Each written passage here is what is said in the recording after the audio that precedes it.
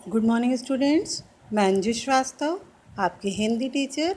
हिंदी ई classes में आप सबका वेलकम है। तो स्टूडेंट्स, अब तक मैंने पद परिचय में आपको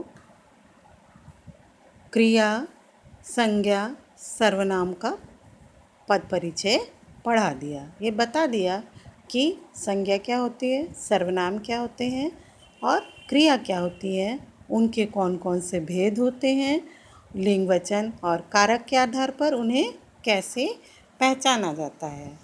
आज स्टूडेंट्स हम विकारी शब्द के चौथे और अंतिम भेद विशेषण के बारे में जानेंगे। मैंने आपको बताया ही था कि संज्ञा, सर्वनाम, क्रिया और विशेषण ये चारों विकारी शब्द हैं, अर्थात जब आप इनका परिचय देंगे तो भेद के साथ साथ इन चारों पदों में आपको ये ध्यान रखना है कि सबसे पहले आपको पद परिचय देते समय, वैसे तो मैं आपको बताती ही हूँ लेकिन आपकी बुक्स में भी लिखा है, आप ध्यान रखिए, पद परिचय के एकदम फर्स्ट पेज पर हर पद के बारे में लिखा है कि किस पद के बारे में क्या बताना चाहिए। फर्स्ट लेक्चर में हमने जो पद परिचय का दिया उसमें भी, वीडियो में भी दे दिया है और बता दिया है कि संज्ञा का पद परिचय देते समय सबसे पहले आपको उसका भेद बताना है। हर पद का परिचय देते समय विकारी उसका भेद बताना है, फिर उसके बाद उसका लिंग, वचन, कारक बताना है और कर्ता और क्रिया के साथ उसका संबंध बताना है। बस क्रिया एक ऐसा पद है जिसमें आपको वाच्य, धातु, प्रयोग और काल भी बताना है। तो के स्टूडेंट्स, आज हम विशेषण पद की शुरुआत करते हैं। तो विशेषण में आपको विशेषण का भेद बताना है, जो मैं आपको अभी बताऊंगी। और विशेषण में विशेषण और विशेष्य दो चीज़ें होती हैं, तो फिर विशेष्य बताना है और उसके बाद लिंग, वचन बताने हैं। चलिए स्टूडेंट्स, मैं आपको विशेषण के बारे में बताती हूँ।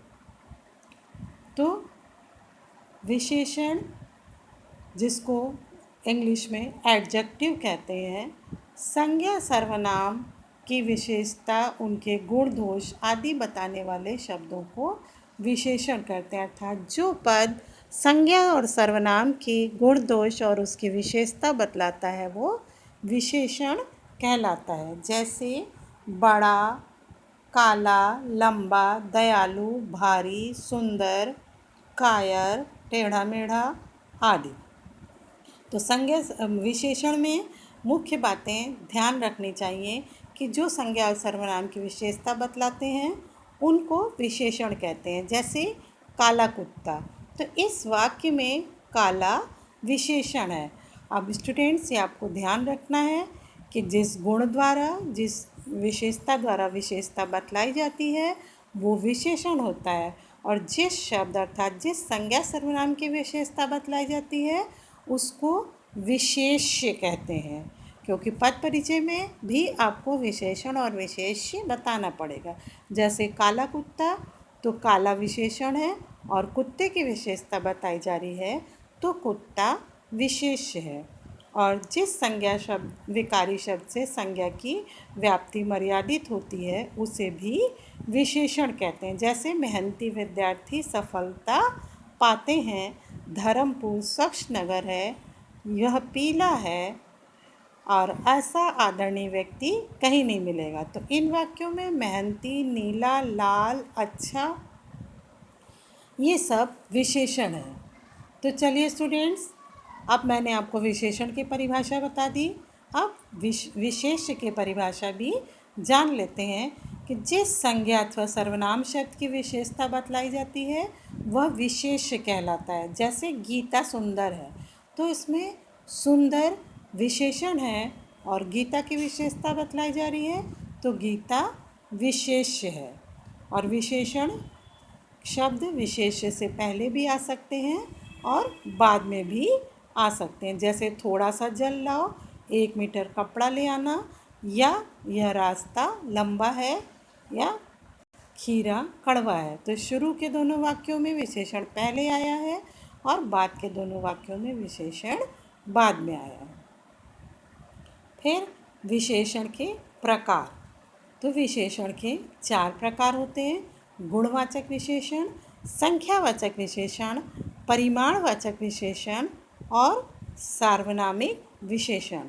गुणवाचक विशेषण जैसा नाम से ही स्पष्ट है कि जिस शब्द में संज्ञा या सर्वनाम के गुण, रूप, रंग आदि का बोध होता है उसे गुणवाचक विशेषण कहते हैं। जैसे बगीचे में सुंदर फूल है, धर्मपुर स्वच्छ नगर है, स्वर्गवाहिनी गंदी नदी है, स्वस्थ बच्चे खेल रहे हैं। इन वाक्यों में सुंदर, स्वच्छ, गंदी और स्वस्थ गुणवाचक के विशेषण हैं।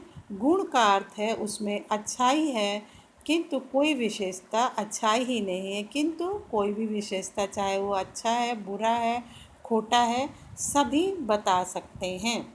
इसके बाद हमारा दूसरा भेद है संख्यावाचक विशेषण।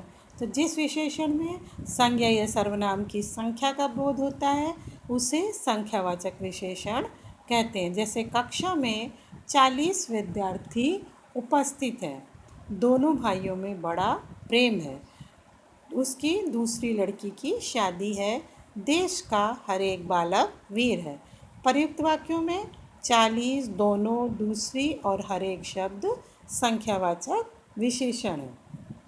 संख्यावाचक विशेषण के 2 प्रकार होते हैं: निश्चित संख्यावाचक विशेषण और अनिश्चित संख्यावाचक विशेषण। तो विशेषण जहाँ पर निश्चित संख्या होती है जैसे 1, 5, 7, 12 आदि, वहाँ निश्चित संख्या होता है वाचक विशेषण होता है। और जहाँ पर संख्या निश्चित नहीं होती है, जहाँ पर कई, अनेक, सब, बहुत आदि के द्वारा बताया जाता है उसे अनिश्चित संख्यावाचक कहते हैं। निश्चित संख्यावाचक के 6 भेद होते हैं: पूर्ण बोधक जैसे 1, 10, 100, 1000 आदि, अपूर्ण बोधक कई, सवा, डेढ़ आदि, क्रमवाचक दूसरा, चौथा आदि, आवृत्तिवाचक तिगना, चौगुना, दुगना, समूहवाचक तीनों, चारों, प्रत्येक बोधक प्रत्येक, हर एक, पानी में डूब गया आदि। अनिश्चित संख्यावाचक जैसे सारे आम सड़ गए, पुस्तकालय में असंख्य पुस्तक हैं। तो अब निश्चित संख्यावाचक के अंतर्गत जो विशेषण आते हैं वो गिनती की जा सकती है और अनिश्चित संख्यावाचक को कई, बहुत आदि के द्वारा बताया जाता है। अब हमारा तीसरा भेद आता है परिमाणवाचक विशेषण। तो जिस विशेषण से किसी वस्तु की नाप तौल का बोध होता है, अर्थात जिसकी गिनती नहीं की जा सकती है, केवल नापा या तौला जा सकता है, वो परिमाणवाचक विशेषण कहलाते हैं। जैसे मुझे 2 मीटर कपड़ा दो, 1 किलो चीनी चाहिए, या बीमार को थोड़ा पानी देना चाहिए। तो 2 मीटर, 1 किलो, थोड़ा पानी, ये परिमाणवाचक विशेषण है। इसके भी 2 प्रकार हैं: निश्चित परिमाणवाचक और अनिश्चित परिमाणवाचक। तो जहाँ पर उसकी निश्चित गिनती होती है उसे निश्चित परिमाणवाचक कहते हैं, जैसे 2 सेर गेहूँ, 5 मीटर कपड़ा। और जहाँ पर गिनती नहीं हो सकती है, जहाँ पर उसकी माप निश्चित नहीं होती, जैसे थोड़ा सा पानी, अधिक काम, कुछ परिश्रम आदि। अब अनिश्चित संख्यावाचक। अब हमारा चौथा और अंतिम भेद आता है सार्वनामिक विशेषण। जब कोई सर्वनाम शब्द संज्ञा से पहले आता है और विशेषण की तरह उसकी विशेषता बतलाता है तो वह सार्वनामिक विशेषण कहलाता है। जैसे वह आदमी व्यवहार से कुशल है, कौन सा छात्र मेरा काम करेगा। तो इसमें वह और कौन शब्द सार्वनामिक विशेषण है। अब परिमाणवाचक और संख्यावाचक विशेषण में देखिए मुख्य अंतर है कि संख्यावाचक में वो शब्द आते हैं जिनकी वो गिनती की जा सकती है, और परिमाणवाचक में वो माप आती हैं जिसको केवल नापा जा सकता है, गिनती नहीं की जा सकती। इसी तरह सर्वनाम और सार्वनामिक विशेषण में जिस शब्द का प्रयोग संज्ञा के स्थान पर किया जाता है वो सर्वनाम होता है। जैसे वह मुंबई गया, इसमें वह सर्वनाम है। लेकिन अगर उसका प्रयोग संज्ञा के साथ होता है, संज्ञा से पहले होता है और विशेषण के रूप में, तो उसे सार्वनामिक विशेषण कहते हैं। जैसे वह रथ आ रहा है, तो यहाँ पर वह रथ की विशेषता बतला रहा था, ये यहाँ पर वह सार्वनामिक विशेषण है। अब हम आपको विशेषण की अवस्थाओं के बारे में बताते हैं। विशेषण की तीन अवस्थाएं होती हैं, मूलावस्था, उत्तरावस्था और उत्तमावस्था। मूलावस्था जिसका किसी से तुलना की नहीं की जाती, केवल सामान्य विशेषता बतलाई जाती है, जैसे सावित्री सुंदर लड़की है। और उत्तरावस्था जब दो व्यक्तियों और वस्तुओं की तुलना की जाती है तो वो उत्तरावस्था कहलाती, जैसे रविंद्र चेतन से अधिक बुद्धिमान है, सविता रमा की अपेक्षा अधिक सुंदर है। उत्तमावस्था में दो से अधिक व्यक्तियों और वस्तुओं की तुलना करके किसी एक को सबसे अधिक या सबसे कम बताया जाता है, जैसे पंजाब में अधिकतम अन्न होता है, संदीप निकृष्टतम बालक है। अब विशेषण की अवस्थाओं में जैसे कुछ अच्छी, अधिक अच्छी और सबसे अच्छी, चतुर, अधिक चतुर, सबसे अधिक चतुर, जिसको इंग्लिश में आप पॉजिटिव, कंपैरेटिव और सुपरलेटिव डिग्री भी कहते हैं, गुड, बेटर, बेस्ट। चलिए कुछ और शब्द जानते हैं, जैसे मूलावस्था उच्च, उत्तरावस्था उच्चतर, उत्तमावस्था उच्चतम। अब हम आपको विशेषण का पद परिचय कैसे देते हैं वो बताते हैं। चलिए अब देखिए, आजकल बीमारी की वजह से सब लोग बहुत परेशान हैं, तो इसमें सब विशेषण है, गिनती नहीं की जा सकती, इसलिए अनिश्चित संख्यावाचक विशेषण है। और विशेष जो है लोग हैं। और इसके बाद इसमें अब छोटा बच्चा धीरे धीरे चलता है, तो छोटा विशेषण है, गुणवाचक है, मूलावस्था है, पुल्लिंग है, एक वचन है और विशेष्य बच्चा है। फिर निर्धन लोगों की ईमानदारी देखो, निर्धन विशेषण गुणवाचक है, बहुवचन है, पुल्लिंग है और विशेष्य लोगों हैं। यह पुस्तक मेरे मित्र की है, यह विशेषण है। चूँकि पुस्तक की विशेषता बतला है तो ये सार्वनामिक विशेषण है, एक वचन है, स्त्रीलिंग है। और पुस्तक की विशेषता बता रहा है तो विशेष्य पुस्तक है। यह उपहार मैं तुम्हें नहीं दे सकता, यह भी उपहार की विशेषता बतला रहा है, तो यह भी सार्वनामिक विशेषण है। तो ओके स्टूडेंट्स, अब आज की क्लास फिनिश होती है। आप अच्छे से इन उदाहरणों को अपने कॉपी में नोट करिएगा, प्रैक्टिस करिएगा, प्रैक्टिस शीट के सारे क्वेश्चंस अपनी फेयर कॉपी में सॉल्व करिएगा। जो नहीं आएगा जब हम मिलेंगे तो सॉल्व करेंगे। ओके स्टूडेंट्स, तब तक के लिए take care and stay home.